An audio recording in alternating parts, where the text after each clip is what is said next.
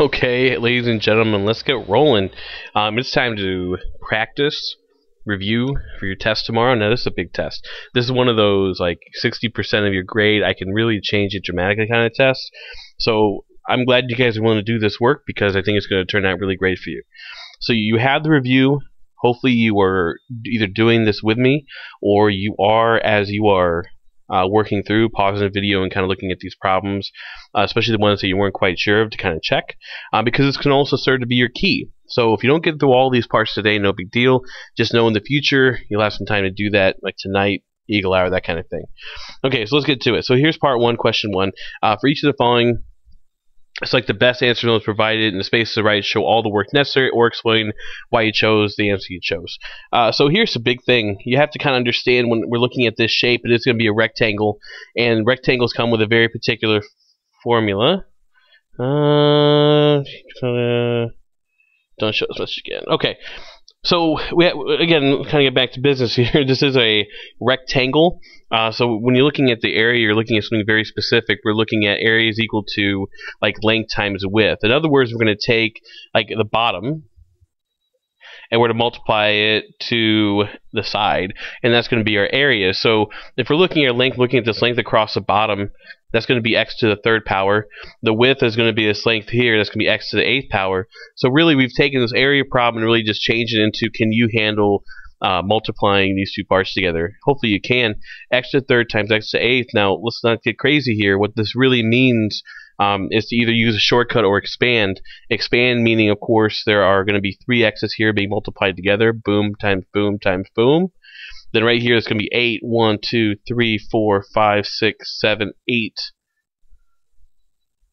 4, 5, 6, 7, 8. Okay, so in the end we're just doing some counting here. So if this had 3 x's, had 8 x's, we're looking for 11 total x's. It's going to be a power because we're multiplying all the x's together. But in the end, x to the 11th is my answer. Now let's talk about these other ones and why you might have picked them. 11x, you're counting, but you're counting as the x's are being added. That's why the numbers are coefficient down in front. X to the 24th, you probably just forgot your basic rulage, and you just took 8 times 3, which is a no-no. Remember, these tell you how many you're dealing with. The x's are what actually is being multiplied together. So in no way should you be multiplying these exponents together unless it's a special case. 22, well, here's what you probably did. There are 8 x's here, 8 x's here, 3 and 3. You found perimeter, not area, sir or madam. So those are all definitely good distractors, one you'll probably see on your test. All right, let's check out number 2. What is the area of this figure below? Again, what we're kind of dealing with right off the bat is an area with an area formula. Now, the difference is this time around is that we are dealing with a triangle, so the area formula is just a little different. It's going to be 1/2 base times height. So almost like a rectangle, except we have this half modifier because we kind of look at a half rectangle. But either way, we're just trying to find the pieces and we're going to multiply them together. The base across the bottom is going to be a to the third. The height along the side is going to be just b. Now it's a matter of simplifying. Now what's different about this problem versus this problem is, look, that has an a as a base, this has a b as a base. It's something we can do. This is actually our answer right here. It's one of those things that's kind of like terms. Like that's an a, that's a b. You can't do anything with it since they're not the same base like it had up here where they're both x's. So our answer is going to be, oh, look at this guy, D. Let's look at our distractors. Here's someone forgot the formula. It's supposed to be 1/2. And also they shifted the 3 to the outside. That 3 is attached to the A, not the B. You can't just arbitrarily give it to the B just because you want to. Here they added it. That's no good. I don't know what they did here. So D is definitely our answer. Let's move on to question 3. Now, this is a good one. Okay. We have to kind of figure out which of these equations are which. Are they linear, exponential? Neither. Over here, we're going to try to talk about why it was. But record the general equations for linear functions, exponential functions. What we mean is this. Either linear functions are going to be mx plus b, and exponential functions are going to be y equals a times b to the x power. So what we're going to kind of do is in this next section, we're just going to see, well, does it fit this formula or this formula? So before we do that, let's establish some base rules. If we're looking at mx plus b, what you have to kind of understand is that you have a number being multiplied 2x, but they're both kind of like bases. They're both big numbers, so to speak. And then we have this plus b added on to the end if we want to. Over here, the x is being used as a power, and I think that's going to be the big differentiator. Is x being multiplied to a number, or is x being used as a power of a number? That's going to be exponential. Multiply over here is going to be linear. Well, let's look at this guy. Well, this is definitely mx plus b, isn't it? Okay, mx plus b is going to tell us linear. Look at that, a times b to the x power. X is being used as a power. That's definitely exponential.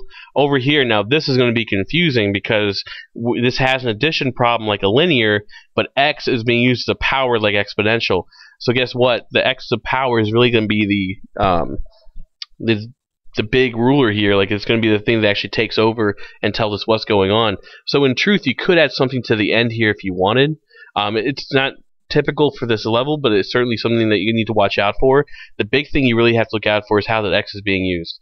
So if x is being used as a power of a base, is automatically going to be exponential. For x is being multiplied to a number.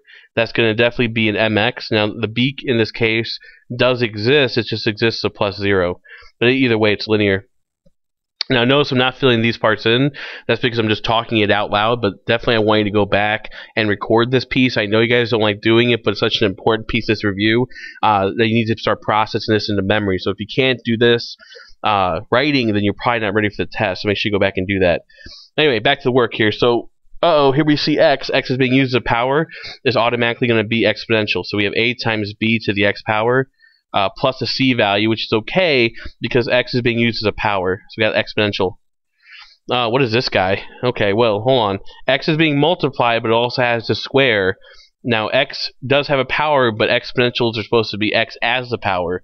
So because it's squared, it's not linear. Because x is not the power, it's not exponential. This guy is neither. In fact, it's something we're going to call, when you come back tomorrow, no. Let's see, Wednesday, when you come back to Wednesday, we're going to start calling this guy as quadratic functions, which is the last unit of the year, which is awesome. Yay. Yay, he's ready for summer. Okay. So quickly reflect here. Tell me how you guys know it could be one thing or the other. I think when we kind of go back and watch the video again, it seems to revolve a lot around these equation forms. Specifically, is x being multiplied to the number, or is x being used as a power of a number? X as a power, exponential. X as a multiplication number, linear. So that's something to record, and that's going to be the end of part 1. Part 2, 3, and 4, check it out. Again, I'm going to encourage you guys to definitely work on this review kind of on your own with the people around you, and then kind of refer back to the video when you guys get stuck and can't get someone's attention, either me, Miss Norton, or Mrs. Ryan, depending what hour you're in. Okay, so guys, I hope you enjoy that. I also keep in mind that you guys can also watch these tonight for study. In fact, it's a really awesome idea. That's why I'm making videos, okay? See you guys in a few seconds.